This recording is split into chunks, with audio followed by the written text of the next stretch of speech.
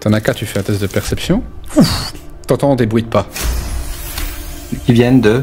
Qui viennent du bout de la grotte.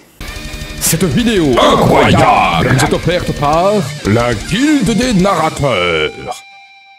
Et tu aperçois aussi quelque chose qui ressemblerait à un piège. Est-ce que j'ai le temps de préparer mon feu à l'extérieur de la grotte ou pas? Druidisme, ça me permet d'allumer des torches ou des petits feux de camp. T'entends des bruits de pas, donc toi de voir si t'as le temps ou pas. Non mais si j'ai eu le temps avant d'entendre les bruits de pas, à côté tu peux lancer vite, tu peux vite allumer une torche, ouais. Toi Brad, tu fais quoi, du coup?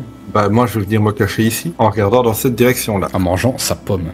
Ouais, je cours en continuant de manger bien vite ma pomme pour... Eh, pourquoi tu me pousses, toi? Qui est pas poussé. Kanataka a repéré en fait une espèce de chose trappe comme ça, enfin c'est pas des choses trappes, qui a repéré en fait une espèce de trappe en bois, une espèce de planche à moitié découpée sur laquelle ils avaient recouvert d'un peu de gravier et de poussière pour la cacher, et en dessous de cette petite trappe en bois vous avez tout simplement des pieux, donc vous avez un long trou avec des petits épieux comme ça, donc si vous marchez dedans, ça vous blesse tout simplement, et ça permet aussi de faire un peu de bruit pour essayer de vous repérer. Le truc c'est que Koda a déjà fait bien assez de bruit comme ça. Donc du coup, pas besoin de piège, vous entendez bien que vous êtes repéré et ça vient pour vous. Tanaka, donc ça va être ton tour. Avant que ton tour ne commence, tu vois débouler plusieurs personnes. Tu vois débouler d'abord un kobold qui est dans une espèce d'armure rustique, donc c'est vraiment des vieux bouts de bric-et-brac qui sont placés sur son corps. Il a une hache à une main. Tu as un autre kobold qui est cette fois-ci avec sur sa tête une peau de bête, une peau de loup, et qui a une espèce de bâton avec dessus des dents, une créature qui semble être relativement énorme. Tu as ensuite un autre petit kobold qui cette fois-ci est un peu plus modeste, un peu comme ceux que vous avez butés, et vous en avez enfin un tout dernier qui vient se placer juste ici, qui est aussi avec un accoutrement plus modeste.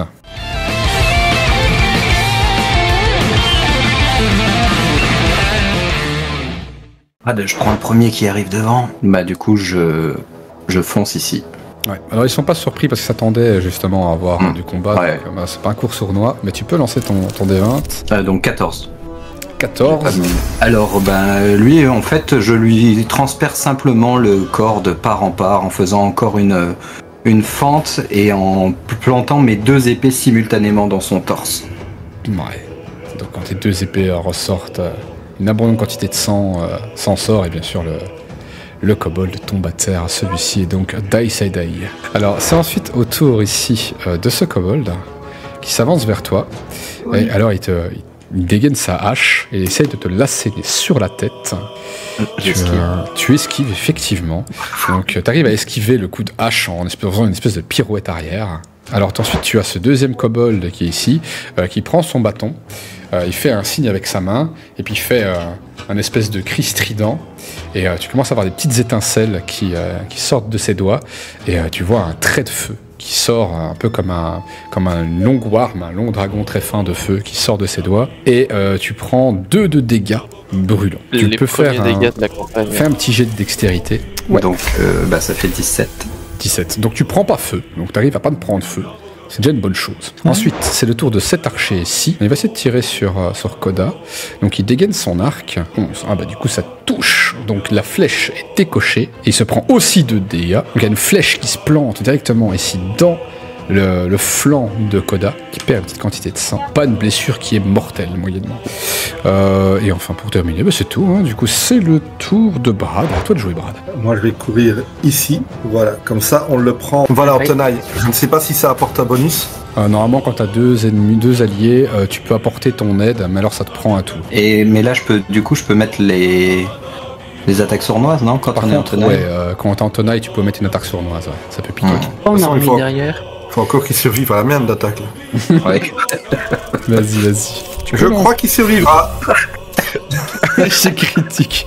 Alors Brad, tu te casses la gueule sur un rocher, il fait encore assez sombre, avec juste la petite torche de mue qui fait une petite flamme tremblotante. Maintenant, t'as pas vu le caillou qui était au sol. Tu te prends les pieds dans cette pierre et tu t'éclates la gueule au sol. C'est pas de bol, il va te falloir une petite action bonus pour te relever, et t'es pas à ton avantage. Du coup, toi non plus, Tanaka, t'es pas à ton avantage. Ok, ensuite, c'est le tour de Koda. À toi de jouer, Koda. Je lance murmure dissonance, je vise lui, et je lui souffle en un murmure en puis mettant toute ma musique et mon charisme. Comment souhaites-tu mourir? Certains auront la ref. Non. 7. Ouais, non, ça, tu réussis largement. Donc tu arrives à t'immiscer à l'intérieur de son esprit. Tu vois vraiment la peur qui s'empare de lui. Il regarde à gauche, il regarde à droite comme si quelque chose lui parlait juste directement à son oreille. Il prend peur, il commence à fuir. Et vous voyez qu'il se jette comme un idiot en ayant oublié le piège dans la pite remplie de pics. Et juste le kobold se fait empaler.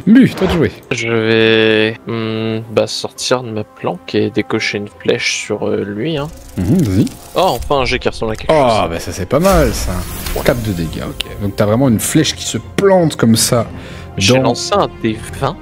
C'était un des 6. C'est beaucoup, oui. Ça va, t'as un gros arc, c'est une baliste. Allez, vas-y, relance ton D6. Ouais, oui, effectivement. Là, mais comme j'ai vu 3, je me suis pas posé de questions, tu vois. Je crois que je commence à tu fais mieux. Ah non. Ah non, c'est pire. C'est vraiment la flèche qui se plante donc dans le flanc du garde, un peu comme Koda s'est pris une flèche un peu plus tôt. Il perd un peu de sang, tu vois que ça l'a blessé, mais pas mortellement en tout cas. Ok, du coup, c'est au tour de Tanaka, de nouveau. Je vais frapper le monsieur là. Alors, 14. 14. Donc il arrive à parer ton coup. D'accord. Extremis. C'est ensuite le tour de lui. Ouais, non, il va s'attaquer à Brad qui est au sol. Donc il a un avantage. Le lâche. Et ça touche, justement. Oh, c'est nul. Il attaque le mec qui est pas un kobold. Par contre, il te fait 1 de dégâts, Brad. Il te met un coup avec la hache, mais malheureusement, c'est pas le tranchant qui touche ta tête. C'est la partie en bois, donc ça fait bonk sur ta tête, t'as une grosse bosse. Ça n'a fait que de m'énerver. J'imagine les Kunten qui se relèvent. Qu'est-ce qui se passe? Bon. Derrière, vous avez l'espèce de kobold chaman qui essaye de lancer encore un sort sur Tanaka. Malheureusement, rien ne sort de ses doigts. Il n'arrive pas à canaliser le sort et à se concentrer suffisamment que pour te toucher. Donc, du coup, c'est au tour de Brad. 6. 6. Du coup, t'arrives pas à planter le garde du chef. Malheureusement. Mais je peux pas me relever, simplement. Ouais, t'essaies de t'attaquer en relevant, mais malheureusement, t'es pas dans une bonne position pour attaquer. C'est à moi de jouer. Ouais. Donc je vais faire inspiration pour Brad, comme ça il arrivera plus facilement à se lever, le con. Vas-y, inspire-le. Et debout, il a dit. Oh Brad, faut que tu prennes une douche, sérieusement, tu sens comme moi après le Hellfest. Donc tu gagnes un D6 sur ton prochain lancer, Brad. Okay. Et je charge lui, et je lui mets un coup de hache dans sa sale gueule de kobold. Vas-y. Là par contre, tu peux mettre un avantage. Mais putain! Tu peux relancer, parce que c'est vrai que maintenant, du coup, vous êtes trop au cac, là, t'as un gros avantage. Vas-y, tu peux relancer un coup. D'accord, merci Joe. Mais de rien. Heureusement que t'es là, tu vas voir, je vais faire pire. On croit en toi. Heureusement que j'ai le plus 1, hein. Il va se casser la gueule aussi. Voilà. Malheureusement, le garde du chef qui arrive à éviter héroïquement le coup. Vous êtes à 3 au corps à corps. Il y a des coups de Brad qui se relèvent, qui essaient de lui mettre des coups d'épée, des coups de hache. Il y a Tanaka qui est vraiment là en train de lui mettre des coups de rapière, des coups de dague. Koda qui arrive avec sa hache à 2 mains. Il esquive tout comme un dieu. Vous sentez que ce kobold-là, il en a dans le caleçon. Il a vécu des choses. Toi de jouer. Je peux mettre là et tirer une flèche sur celui derrière. Merde. Bon, plus 3, 21. Voilà, je prends. Ouais, là tu touches. Oh, oui. 6 de dégâts, donc t'as vraiment la flèche qui se plante comme ça dans le bras du kobold. Une quantité abondante de sang qui s'en écoule. Tu vois que ça l'a fort amoché. Tu vois, il y a de la rage dans son regard. Il est prêt encore à en découdre. Tanaka, c'est ton tour. Je vais essayer. Donc là, maintenant, il est bien en tenaille. Hein, Oui, là, il est bien en tenaille. Tu peux lui mettre attaque sournoise. Donc, 24 pour le toucher. 13 de dégâts. Étant donné que Brad vient de se relever et que Koda l'a distrait avec son coup manqué, j'en profite pour m'accroupir derrière lui et lui planter la rapière dans la colonne vertébrale. Oh. Ça pique. Alors t'as vraiment la lame qui se plante. Il relâche un cri de douleur. Il va pour vaciller vers l'avant, puis il met un pied au sol, comme pour rester debout. Qui, dans une dernière bravado, se retourne sur toi pour te lancer encore une dernière attaque, un dernier coup de hache, en allongeant son bras le plus possible pour essayer de te toucher, et ensuite la hache vient se planter comme ça sur le côté de ton bras, elle vient sectionner pas mal de chair, et donc tu te prends un coup à 6. Oui. Ce qui fait qu'ici, tu es gravement blessé. Oui. Gravement blessé. Prends du recul.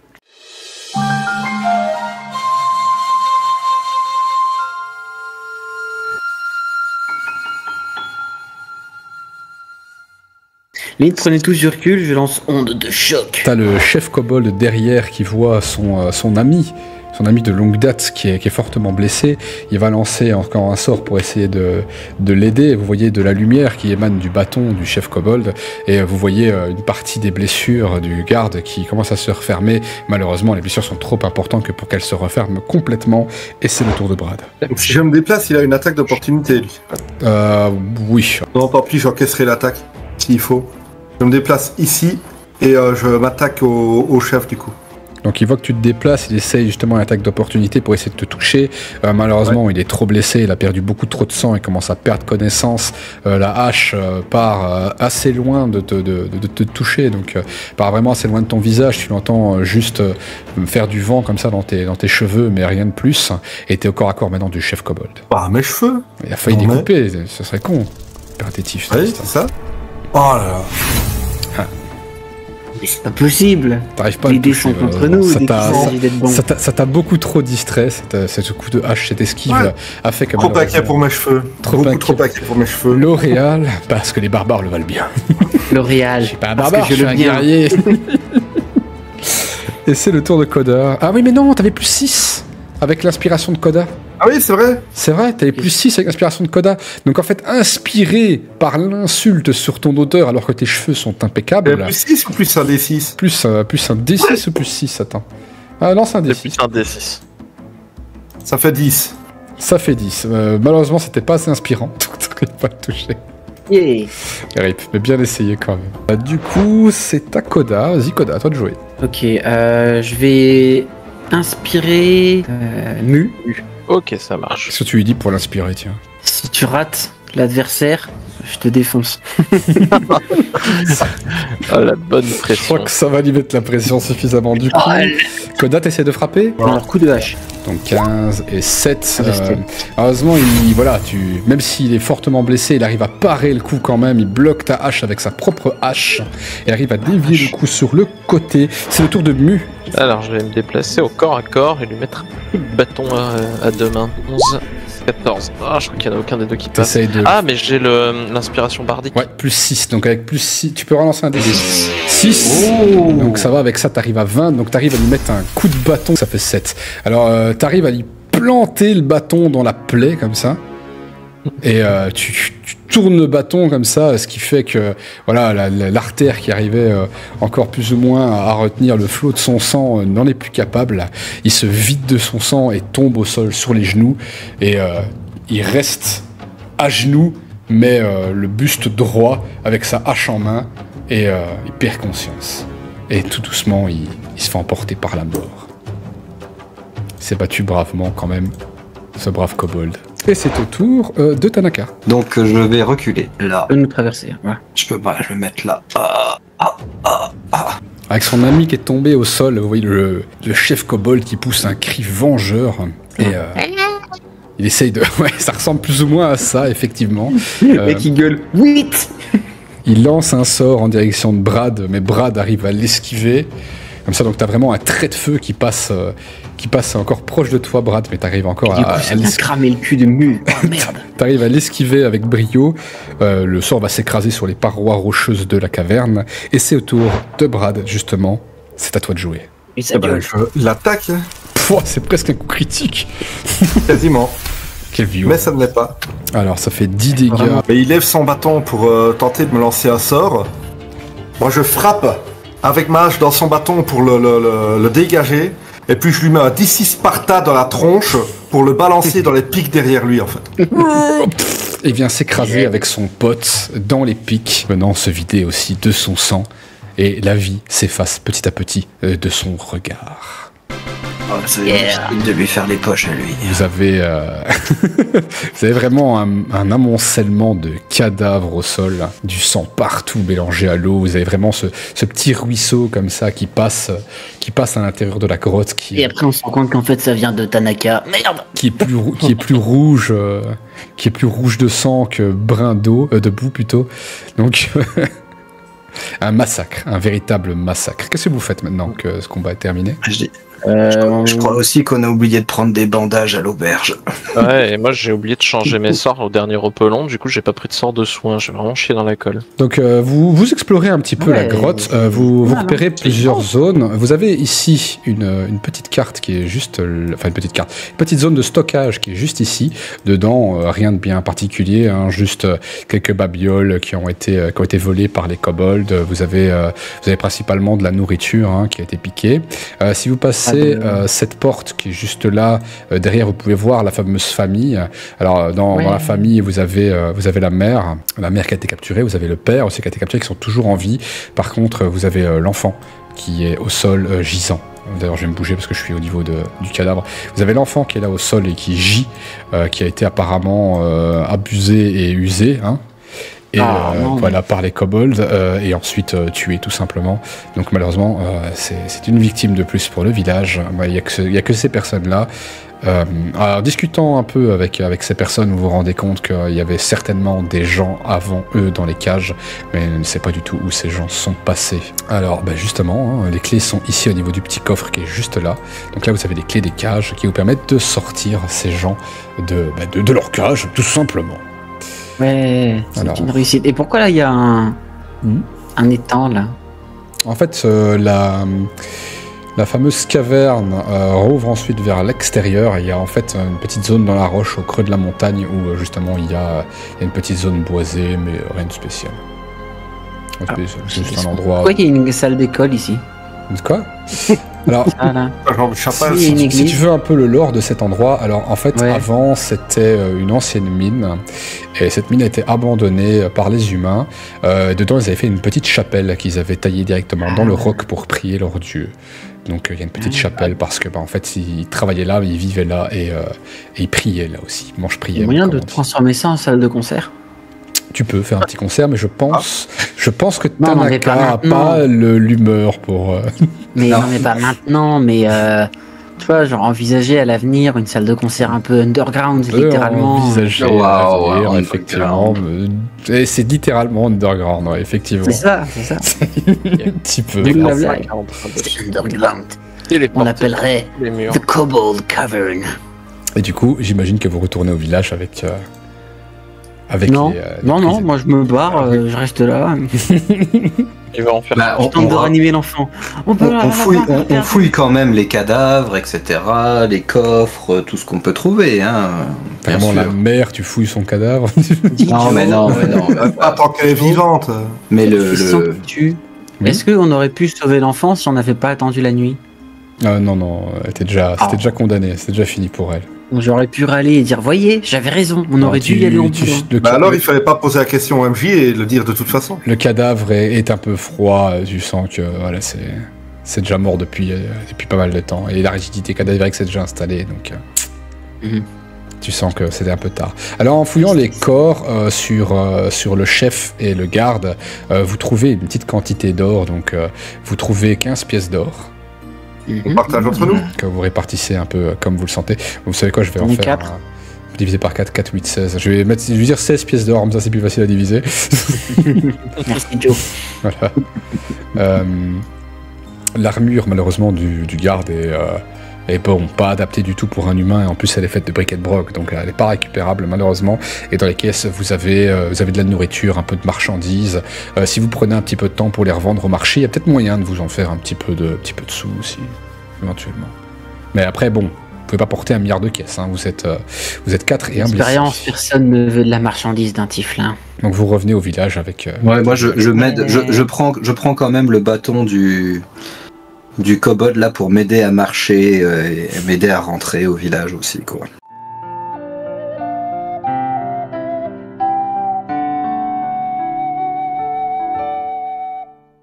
Alors vous retournez à Lonval, les villageois sont extatiques de retrouver leurs proches, on va dire, leurs concitoyens, voilà, on va dire ça comme ça. Ils sont évidemment traumatisés à vie.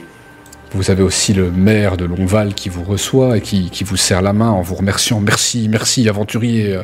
Il me serre la main même à moi. Je savais que c'était... oui, il est tellement enthousiaste que oui, il te serre la main même à toi. Et il est tellement content de retrouver ses... comment on appelle ça quand on est maire et qu'on a des gens Concitoyens. Ses concitoyens. Ses ouailles. Ses ouailles. Il est tellement content de retrouver ses ouailles. Et ses gens. Ces gens que voilà, ils vous serrent tous dans ses bras, j'ai envie de dire quasiment, c'est Pégu, il est content de retrouver ses Pégu, donc il vous serre dans ses bras et vous remercie. Vous avez l'aubergiste qui est rassuré. Alors l'aubergiste il voit que t'es blessé bien sûr, alors du coup il t'emmène vers voir un médecin qui va bien sûr aller refermer tes petites blessures, te donner de quoi te soigner, et il te fait tout ça gratuitement parce que bon, t'as rendu service au tout le village. Et ensuite, hop là, vous repartez. Tout le monde vous dit au revoir. Vous reprenez la direction. Le même cocher. Est-ce que c'est le même cocher? C'est pas le même cocher. Le cocher est parti vers la capitale depuis. Et après 1 jour et demi de trajet, vous revenez à la guilde où vous avez pas moins que le maître de la guilde lui-même qui vous reçoit pour vous féliciter de votre première mission. Et je vous présente. Alors, c'est ce monsieur. Alors, ce monsieur, c'est Hugo Tranchelam. Un mec à qui Le dieu de la foudre. Oui, on peut dire qu'il ressemble à Thor, le dieu de la foudre, qui vient vous voir directement au niveau de la taverne, et quand il rentre, ce Photoshop est très mal incrusté. Ouais, je suis désolé, mais c'est pas très grave. Vous me pardonnerez, d'accord. Donc il rentre dans la pièce, et en rentrant dans la pièce, vous avez juste littéralement la tension qui devient vraiment électrique. Donc vous avez vraiment les poils qui se hérissent sur vos bras, vous avez les cheveux qui se dressent sur la tête, et vous sentez de j'en sens de l'électricité statique au bout des cornes. Une présence. Mes cheveux. Il a dans la main un grand bâton comme ça, que peut-être si Mu fait un test de connaissance de la nature, peut-être que tu pourras en déterminer l'origine. 21. C'est le papa de la bouchère. Nature, hein, tu m'as dit. Ouais, 31, 21. Bah écoute, en fait tu te rends compte que son bâton c'est littéralement une écharde de l'arbre-monde. Donc tu sens que le gars il a bourlingué. Tu sens que le gars il pèse dans le game. Du coup il arrive vers vous et bravo néophyte. Vous avez bien œuvré pour la guilde. Et vous avez encore à donner une encore meilleure réputation auprès de Longval, auprès de notre guilde. Voici votre récompense. Il vous tend une petite pochette avec 20 pièces d'or dedans en plus, qui vient se rajouter aux 16 pièces d'or que vous avez trouvées, que vous pourrez vous partager équitablement ou pas. Hein, ça c'est vous qui voyez. Ça fait 5 chacun. Ensuite de ça, il vous tapote sur l'épaule et puis il dit « Bon, j'ai de la paperasse à remplir. Merci encore pour votre bon travail. » Et il repart dans son bureau. Moi, je regarde les autres et je demande, j'ai pas suivi, c'est lequel de vous qui s'appelle Néophyte? Je ne sais pas, c'est pas moi en tout cas. Moi aussi, je me suis demandé. Écoute, un jour, je t'expliquerai ce que c'est. En attendant, voilà. Il y a l'un de vous deux, l'un de vous trois, qui cache son vrai nom. Non, mais c'est pas moi, je te dis. C'est exactement ce que dirait quelqu'un qui cache son vrai nom. Ou alors, il connaît. Ou alors, après, vous osez dire qu'on peut pas faire confiance aux humains alors que vous dites même pas votre vrai nom. C'était un humain, ce mec. Ou alors, il connaissait mes parents, mais je suis pas au courant.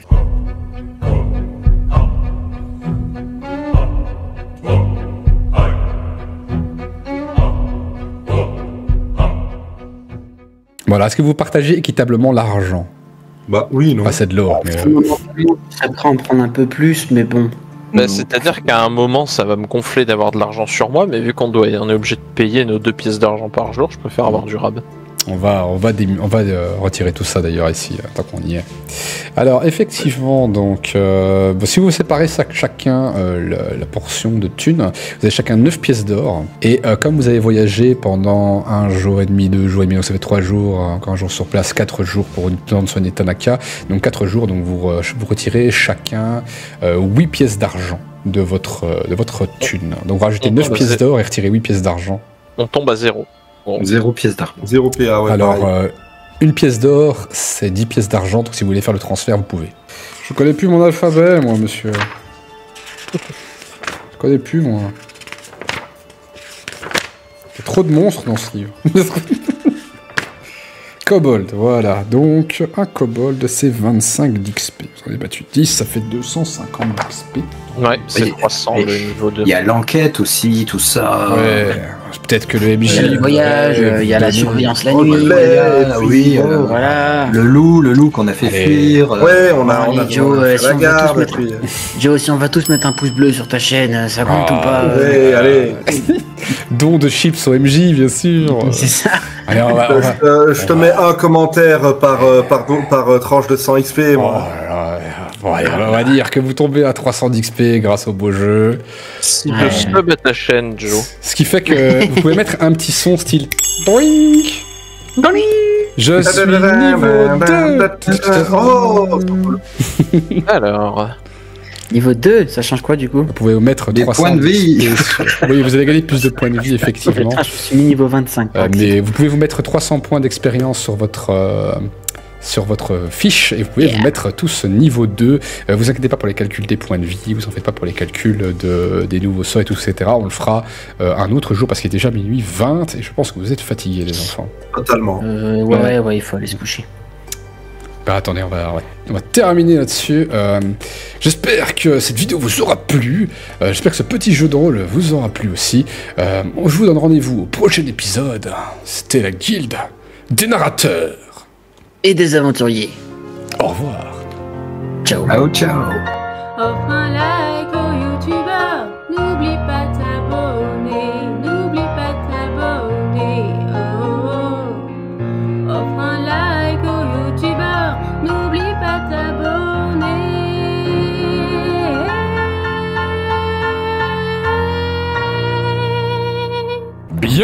Bienvenue pour les news de décembre de la Guilde des Narrateurs.